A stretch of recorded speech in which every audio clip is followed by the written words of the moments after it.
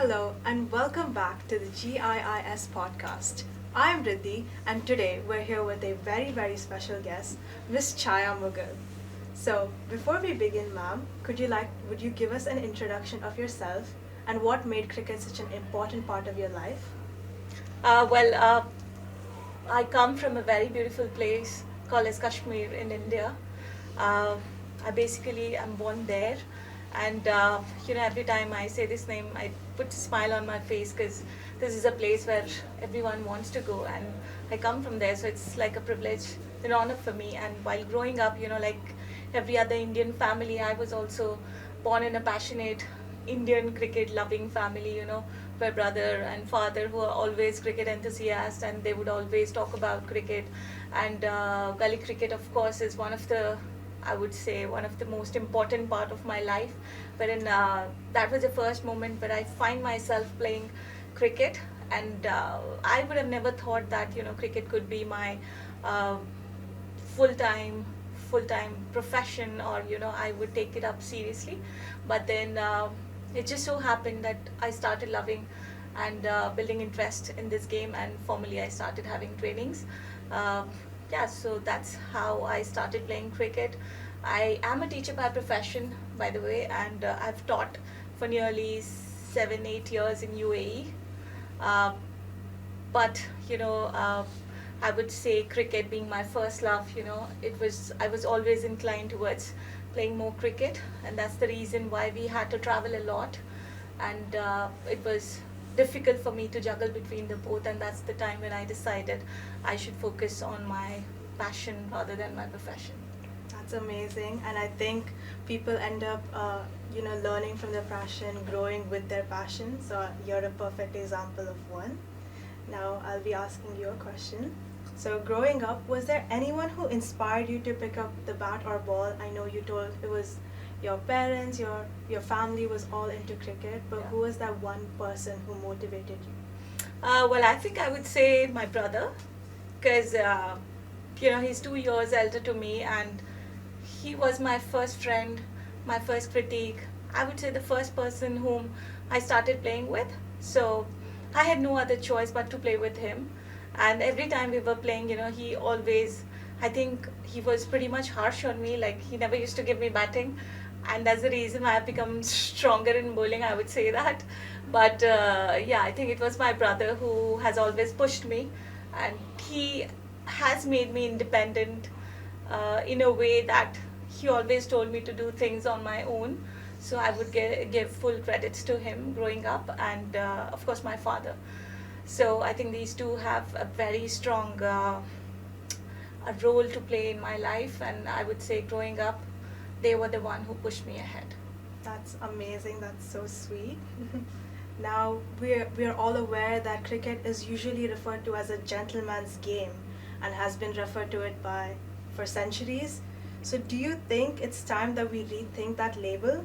And especially after what the Indian women's cricket team proved with their World Cup win? Definitely, I would say gone are the days when people used to think this way, that cricket is just a gentleman's game. But I think nowadays the perspective have been changed, and people are looking cricket as just a sport. It's not gender based, I would say. People are not watching whether you're playing a girls cricket, a women's cricket, or a men's cricket as such, but they're here to witness cricket as an overall game. The recent example is the World Cup, which you mentioned, and there were around 45,000 people watching live. This shows that how much, and it was not just women who were watching the game, there were men, there were boys who were literally watching and enjoyed the game. I would say it's because not just perspective, but the game overall has evolved over the period of time. I can say that there are significant changes, uh, be it in any area of the cricket, that women have shown tremendous progress. A small example, we can say hitting the sixes. Like the length or the meters which the sixes are being hit now. Earlier, maybe it was not that much, but people enjoy cricket as a sport, as a skill. It's not just gender based, as I mentioned earlier, but uh, it's no more a gentleman's game. It's equally it's equal and all inclusive for anyone who wants to play cricket. I feel that way. I do agree. It's all inclusive. I think there's no thing as a men's sport or a women's sport. Yeah. So, and also learning is a two-way process. So there's something you can learn from your peers, your teachers, or anybody alike. So what do you think the men's team can learn from the women's team? Wow, that's a good question. Nobody asked me this before. Uh, Good. I think unity is something that they can derive from us. I mean, uh, persistence is another quality that we as women have shown. Having said that, there were very few resources initially when women cricket started evolving. If I can talk about UAE women's cricket, in the year 2007, that was the inception when UAE cricket started, and we barely had any tournaments that were happening. To name a few, there were only two tournaments that used to happen over the period of 365 days, which is pretty less as compared to what men's cricket were having. So in these minimum resources, the ground facilities, which very few, be it in any part of the world, uh, but we learned how to just use the resources that we were having, and when we have that approach towards cricket, I think uh, we were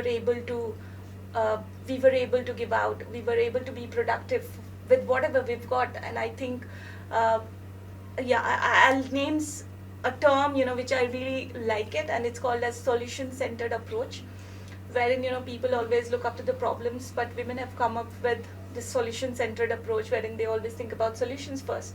So I think this is something that, I won't say that somebody can learn from us, but this is something that can be adapted throughout anyone who wants to improve. I mean, we should always share the best practices, so this is one of them. I completely agree with you, ma'am, on this, and I think that women and men have a lot to learn from each other as Yes. well in this industry, especially when it comes to sports. So now, as a young girl who would love to pursue cricket, what would you tell this young girl, and what would you tell her to inspire her to pursue it further? Uh, well, I can just say that do not wait for permissions. Just pick up a bat or a ball if you want to play cricket. Don't wait for the opportunities. Opportunities will come only if you are showing interest, only if you're committed. Opportunities will fall into the place, because looking at the scenario currently we're having in the world, there are not just national cricket which is being played, but there is indoor cricket, there is franchisee cricket, there are domestic leagues, there are plenty of cricketing opportunities that one can do. And it's not just you want to grow career in playing cricket, but there are many other advantages or benefits that you can gain while you pursue a sports career. I'm not saying just play cricket, but if you really want to play cricket, just go out there and just prove that you have potential and we have resources for you, and there is always a platform for you to come and shine. I think also hard work is a key Yes. lesson that we need to all learn and It is must always there. implement. It's always there, because nowadays we have seen kids not willing to do 100%.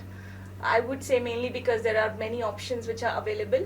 So pick up a thing and try to push yourself till the finishing line. It's not just leave anything in between. Don't give up when you're doing something and it gets tougher. Don't just give up there. I would say just hang on for a 1 minute longer, and that's the time when you can be on the other side of the line. That's wonderful. Now, finally, what's next for you and for women's cricket in the UAE, and what dreams are you still chasing? Huh.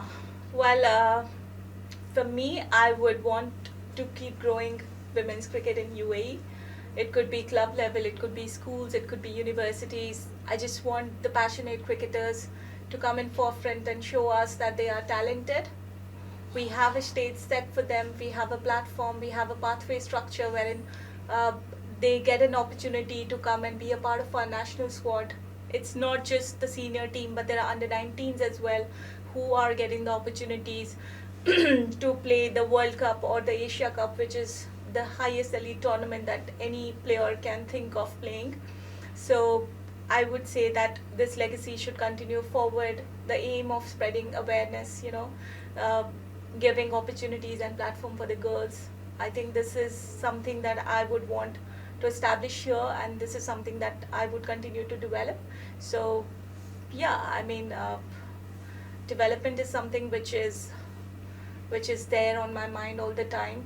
and I can go to any part of this region to get a passionate cricketer, give her resources to play cricket in this region. That's wonderful, ma'am. So, with this, we come to the end of the podcast, and I hope our listeners and viewers learned something from you, learned about leadership, determination, persistence, and many other valuable skills that is required to become a great sportsman. And thank you so much. Thank you, ma'am. Thank you so much for having me today. It was a pleasure and completely an honor, and I thoroughly enjoyed. All the best to everyone, and good luck. Thank you.